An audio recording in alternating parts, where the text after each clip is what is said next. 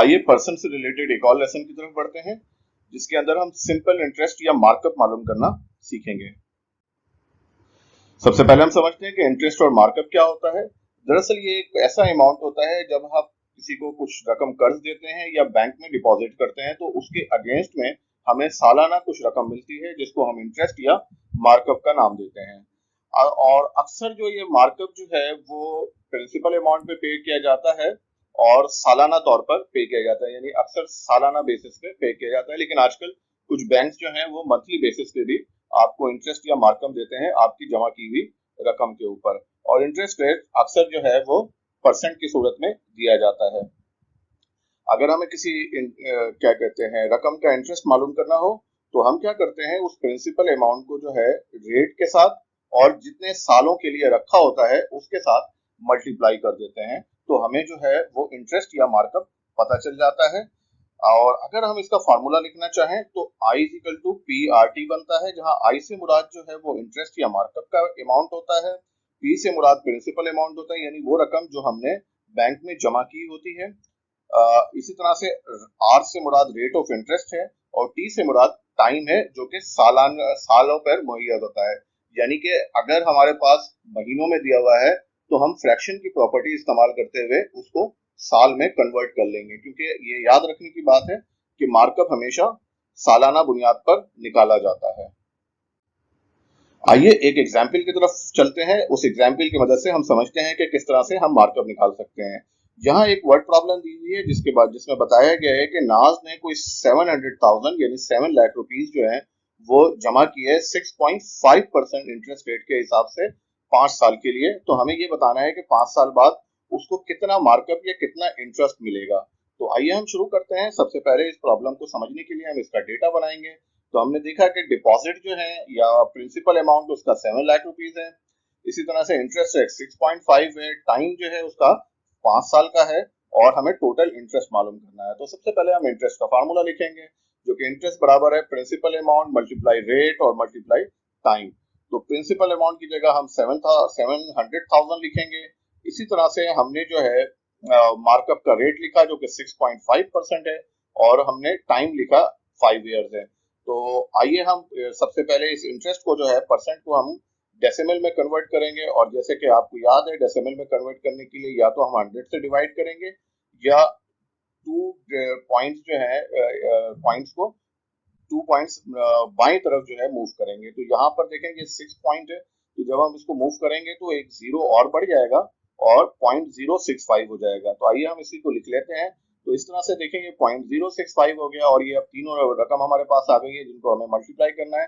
आइए तीनों को मल्टीप्लाई करते हैं। तो तीनों को मल्टीप्लाई करने के नतीजे में जो हमारे पास अमाउंट आई है वो 2,27,500 रुपये आ गई है। तो इस तरह से जो इसका इंटरेस्ट निकला नास का, वो 2 लाख से 27,500 रुपीज एज इंटरेस्ट इसको 5 साल के अंदर मिलेंगे। यानी 5 साल के लिए जो इसका इंटरेस्ट बना वो 2,27,500 रुपए बना। अच्छा, इस सवाल को हम फ्रैक्शन के हिसाब से भी लिख कर हल कर लेते हैं। जैसे 6.5% को जो है अगर हमें फ्रैक्शन में लिखना होता, तो हम फ्रैक्शन में जो है वो 6.5/100 लिखते हैं और इसको इससे मल्टीप्लाई कर देते हैं। और अब अगर हम इसको सिंप्लीफाई करने जाएंगे तो ये देखिए, ये 2 सिफर यहाँ से कम हो जाएंगे और यहाँ पर ये कोई 7,000 बचेंगे। तो अब इन तीनों रकम को हम मल्टीप्लाई करेंगे, तब भी जो है हमारे पास 2,27,500 आएंगे। तो ये हमारा इंटरेस्ट इस तरह से भी हम निकाल सकते हैं। तो फॉर्मूले को हम दोनों तरफ से इस्तेमाल कर सकते हैं, जहां पर हम परसेंट को डेसिमल में चेंज करें या परसेंट को हम फ्रैक्शन में चेंज करें, तो रिजल्ट एक ही आता है। और जो तरीका आपको सहूलत लगे आप वो तरीका इस्तेमाल कर सकते हैं। आइए आगे बढ़ते हैं। इस वर्ड प्रॉब्लम में हमें बताया गया है कि कासिम जो है वो एक कार खरीदी है कासिम ने, जो कि 24,50,800 रुपीज की है, जो कि लोन में ली गई है बैंक से, जिसमें 12% पर एनम उसको जो है वो मार्कअप पे करना है और ये 3 साल के लिए पे करना है। तो हमें ये बताना है कि वो कार जो है कासिम को कितने रुपए की पड़ेगी टोटल। तो आइए सबसे पहले प्रॉब्लम को मजीद अंडरस्टैंड करते हैं डेटा लिखकर। तो लिखना शुरू करते हैं। देखें, वैल्यू ऑफ द कार, जिसको हम प्रिंसिपल अमाउंट कहेंगे, वो बराबर है जो है 24,50,800 रुपीज की। इसी तरह से जो है दूसरा जो है वैल्यू जो है वो रेट ऑफ इंटरेस्ट है जो कि 12% है। इसी तरह से टाइम जो है वो 3 ईयर्स है और हमने जो है उसकी सेल प्राइस जो है वो मालूम करनी है। तो आइए हम सबसे पहले फार्मूला लिखते हैं। इंटरेस्ट बराबर होता है पीआरटी यानी principal amount rate and time period. तो आइए हम हर एक की वैल्यू पे पुट करते हैं। प्रिंसिपल की जगह पर पी की वैल्यू आ गई, इसी तरह से रेट की जगह पे आर आ गया 12% और ये आ गया 5। अब हम इन तीनों को मल्टीप्लाई करेंगे, लेकिन उससे पहले हम इस परसेंट को जो है हम डेसिमल में चेंज करेंगे। तो इस परसेंट को डेसिमल में चेंज करने के लिए हमें दो तरीके इख्तियार कर सकते हैं। या तो हम इसे 100 से डिवाइड करके लिख लें, या हम इशारियों को जो है वो बाएं तरफ मूव करें। तो इसमें डेसिमल पॉइंट जो है वो परसेंट से पहले है, तो दो जानिब मूव करेंगे तो ये 0.12 हो जाएगा। तो आइए हम इस बात को लिख लेते हैं। तो ये हमने रिपीट करके लिखा, तो 12% की जगह पर हमने 0.12 लिखा। अब हम इन तीनों फिगर्स को मल्टीप्लाई कर लेंगे। जब हम इन तीनों फिगर को मल्टीप्लाई करेंगे तो हमें हासिल होगा 8,82,288। तो ये हमारा इंटरेस्ट आ गया, यानी 3 साल में कासिम को 8,82,288 और 24 लाख समथिंग जो है वो पे करना पड़ेगा। तो आइए हम इसका टोटल कॉस्ट मालूम करने के लिए प्रिंसिपल अमाउंट में या वैल्यू ऑफ द कार में इंटरेस्ट को जमा करें। तो इस जमा करने के नतीजे में जो हमें रकम हासिल होगी वो 33,33,088 रुपीज जो है इसको सेल प्राइस पड़ेगी इस गाड़ी की। आइए एक और क्वेश्चन हल करते हैं ताकि हमारी अंडरस्टैंडिंग मजीद बेहतर हो। इसमें बताया गया है कि नजमा ने जो है कुछ सोने के जेवरात खरीदे हैं, कुछ 17,55,000 रुपए के, नहीं 1,75,500 रुपए के।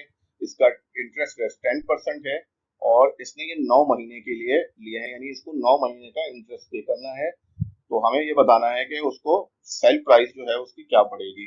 तो हमने डेटा लिखते हैं, ओरिजिनल प्राइस और इंटरेस्ट ऑफ रेट हमने लिखा 10% और टाइम पीरियड 9 मंथ का आ गया।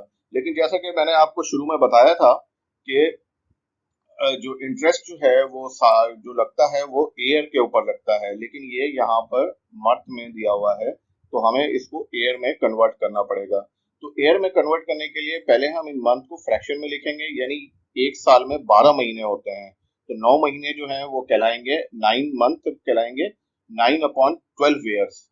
तो हम इसको सबसे पहले 9 अपॉन यानी 9 मंथ है 12 में से हैं, और क्योंकि एक साल में 12 महीने होते हैं तो 9/12 मंथ जो है ये फ्रैक्शन में बन जाएगा। और इसी को जब हम डिवाइड करके इशारिये में या डेसिमल में चेंज करेंगे तो ये 0.75 ईयर्स जो है वो आ जाएगा। तो देखा आपने कि किस तरह से महीनों को जो है हमने ईयर में चेंज किया, यानी जितने भी महीने हो आप उसको 12 से डिवाइड कर देंगे तो आपको ईयर पता चल जाएगा, क्योंकि एक साल में 12 महीने होते हैं, 12 महीने होल आ जाएगा और क्या कहते हैं मंथ जो है वो पार्ट बन जाएंगे। और इस तरह से जो है वो आपको एक ईयर या ईयर्स जो है किसी भी इंफॉर्मेशन के, यानी जो इंफॉर्मेशन महीनों में दी होगी उसमें आप ईयर में कन्वर्ट कर सकते हैं।